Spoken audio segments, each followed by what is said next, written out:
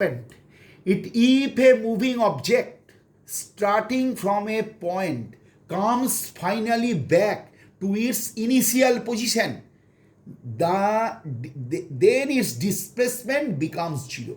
তাহলে এইটা হচ্ছে then its displacement becomes zero. Initial position final position হলে becomes zero হয়ে যাবে।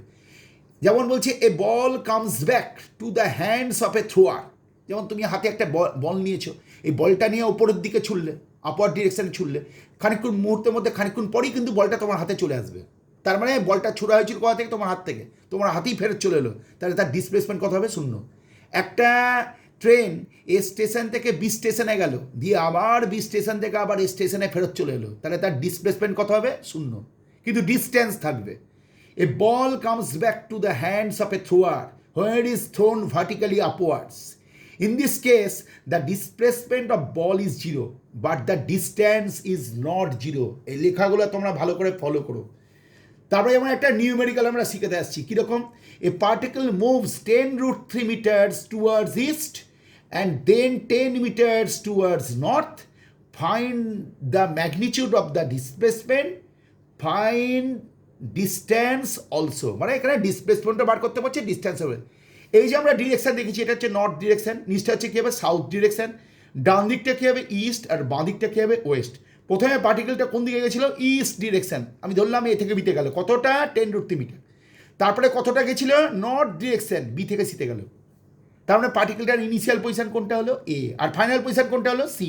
তাহলে এসি, এই যে লাল কালিতে আমি ডিসপ্লেসমেন্টটা লিখেছি, তোমরা হয়তো বুঝতে পারছো, এসি এই ডিস্টেন্সটা মাপতে পারলেই আমাদের ডিসপ্লেসমেন্ট বেরিয়ে যাবে। কিন্তু ডিস্ট্যান্সের কথা যদি বলে, তাহলে পার্টিকেলটা এ থেকে স্টার্ট করেছে, এ থেকে বিতে গেছে, বি থেকে সিতে গেছে, তাহলে ডিস্ট্যান্স হবে A B plus BC, R displacement হবে এ থেকে সি। এই যে অ্যারোমার্ক দিয়ে দিচ্ছি, এ থেকে সি, দ্যাট ইজ এসিটা বার করতে হবে।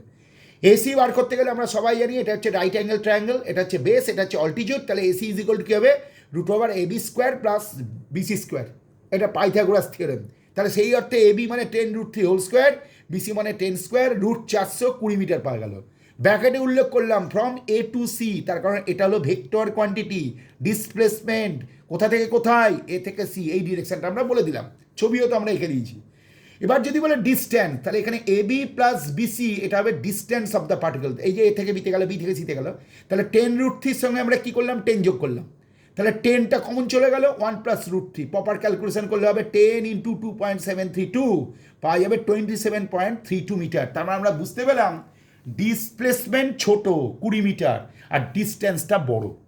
তাহলে মনে রাখতে হবে এক্সাম্পল থেকে, সবসময় ডিসপ্লেসমেন্টটা ডিস্ট্যান্সের থেকে ছোট হয়। এই এক্সাম্পলটা আমাদের তাই বুঝিয়ে দিল। এবার দু নম্বর নিউমেরিক্যালে আমরা যাচ্ছি। A particle moves along a circular path of radius 7 centimetre, 7 centimetre. Estimate the distance covered and displacement when the particle covers half circular path. যেমন এটা একটা সার্কেল, আমরা বুঝতে পারছি এই পার্টিকেলটা এ পয়েন্ট থেকে স্টার্ট করেছে, দিয়ে কোথায় চলে গেল? বিতে চলে গেল, তাহলে কত হয়ে গেল? হাফ সার্কেল চলে গেল, তার মানে এ থেকে সি হয়ে বিতে চলে গেল। তাহলে এসিবি এই পাথটা, এটা কী হবে? এটা হলো ডিস্টেন্স। তাহলে ডিস্টেন্সটা কী হবে? Half circle. আমরা সবাই জানি যে সার্কেলের যেটা পেরিফেরি হয় সেটা হলো 2πr, তাহলে 2πrকে 2 দিয়ে ভাগ করতে হবে, তাহলে কত পাওয়া গেল? πr। এবার পায়ের ভ্যালু কত হয়? 22/7, আর মানে এখানে কত বলেছে? 7 সেন্টিমিটার, তাহলে পাওয়া গেল 22 সেন্টিমিটার। তাহলে এসিবি এই ডিস্টেন্সটা, এই যে সবুজ কালিতে দেওয়া আছে এসিবি, গ্রিন কালার এসিবি, এটা হলো ডিস্টেন্স। আর যদি আমরা ডিসপ্লেসমেন্টের কথা বলি, তাহলে আমরা দেখতে পাবো ইনিশিয়াল পয়েন্ট হচ্ছে এ আর ফাইনাল পয়েন্ট হচ্ছে বি, তাহলে এর মধ্যে শর্টেস্ট ডিস্টেন্স, তার মানে এই সার্কেলটার ডায়ামিটার।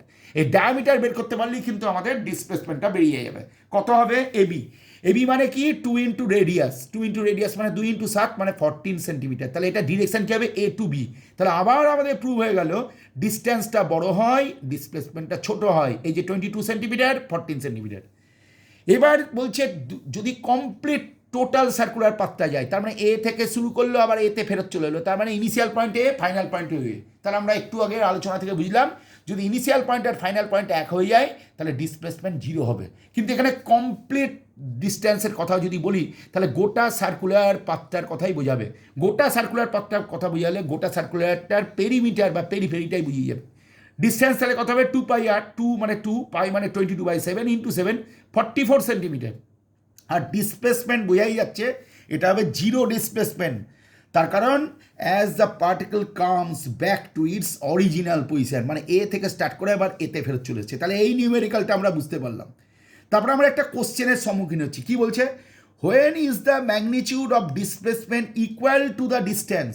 মনে রাখতে হবে কখন ডিস্টেন্সের ম্যাগনিটিউড আর ডিসপ্লেসমেন্টের ম্যাগনিটিউড এক হয়ে যায়। আমরা সবাই জানি ডিস্টেন্স মানে স্কেলার কোয়ান্টিটি আর ডিসপ্লেসমেন্ট মানে ভেক্টর কোয়ান্টিটি। অথচ এদের ম্যাগনিটিউড ইকুয়াল কখন হবে, আমরা সবাই জানি যে যদি একটা পার্টিকেল স্ট্রেট লাইন বরাবর যেতে হয়, অর্থাৎ পার্টিকেলের যদি ওয়ান ডাইমেনশনাল মোশন হয়, কোনো রকম ডিরেকশানের চেঞ্জ যে না হয়ে যদি সোজাসুজি পথে চলতে শুরু করে, তাহলে সেখানে যেটা ডিস্টেন্স সেটাই ডিসপ্লেসমেন্ট। উত্তরটা আমরা এখানে দেখাচ্ছি, কি বলছে, when the motion is in a fixed direction, অর্থাৎ মোশনটা যদি ফিক্সড ডিরেকশন হয়, কীরকম, that is in a straight line motion in a fixed direction, অর্থাৎ স্ট্রেট লাইন মোশন হতে হবে ফিক্সড ডিরেকশনে, তাহলেই কিন্তু দেখা যাবে ডিস্টেন্স আর ডিসপ্লেসমেন্ট কিন্তু এক হয়ে যাবে। তারপরে আমাদের যে টপিকসটা হাত দিতে হবে সেটা হলো স্পিড। স্পিড মাপা অত্যন্ত সহজ, কোনো ব্যাপারই না। আমরা গাড়ি করে যখন কোনো একটা জায়গা থেকে একটা জায়গায় যাই, বেড়াতে যাই, তখন কিন্তু আমাদের স্পিডোমিটারে স্পিডটা আমরা দেখতে পাই। অ্যাকচুয়ালি স্পিডোমিটারে আমরা বলি যে গাড়ি 80-তে চলছে, 80-তে চলছে মানে 80 কিলোমিটার পার আওয়ার, মানে 1 ঘন্টায় 80 কিলোমিটার পথ যাচ্ছে, 1 ঘন্টায় 80 কিলোমিটার ডিস্টেন্স যাচ্ছে, ডিসপ্লেসমেন্ট না, ডিস্টেন্স যাচ্ছে।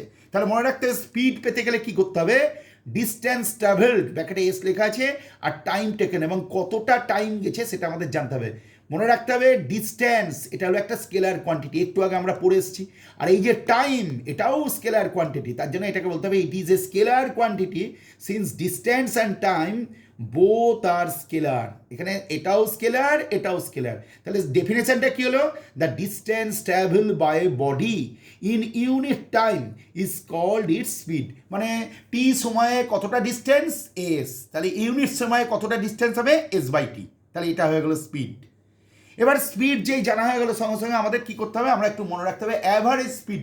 অ্যাভারেজ স্পিড আমরা যখন একটা জায়গা থেকে একটা জায়গায় গাড়ি করে যাই, তখন সারাটাক্ষণ একই স্পিডে গাড়িটা চলে তা কিন্তু নয়, হয়তো দেখা যাচ্ছে একটু চেঞ্জ হবে। তা যাই হোক, আমরা যদি অ্যাভারেজ স্পিড মাপি, এটা আবার অনেকে ভুল ধারণা থাকতে পারে, কেউ যদি অ্যাভারেজ স্পিড মানে স্পিডগুলোর অ্যাভারেজ, তা কিন্তু না।